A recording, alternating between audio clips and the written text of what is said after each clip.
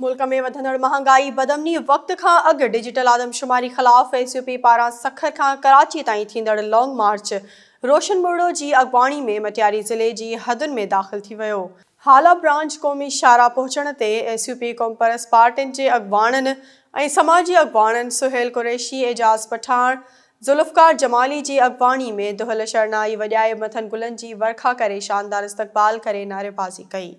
उन मौक़े ते ख़िताब कंदे रोशन बोड़ो, आमन आज़ाद, जगदीश आहूजा ऐं ॿियनि चयो त हुक्मरान मुल्क में हथरादू महांगाई करे अवाम खां मानी गिरह बि खसे वरितो आहे। पूरी सिंध में बदमनी वधी वई आहे। वक़्त खां अॻु डिजिटल आदमशुमारी कराए सिंधियुनि खे अक़लियत में तब्दील करे पंहिंजा मुफ़ाद हासिल करणु चाहिनि था।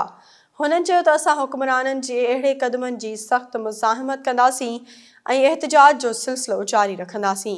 एसयूपी अगवान सईद ज़ैन शाह जी तबियत नासाज़ हुजण करे लॉन्ग मार्च जी अगवाणी रोशन बोड़ो खे सौंपी वई आहे।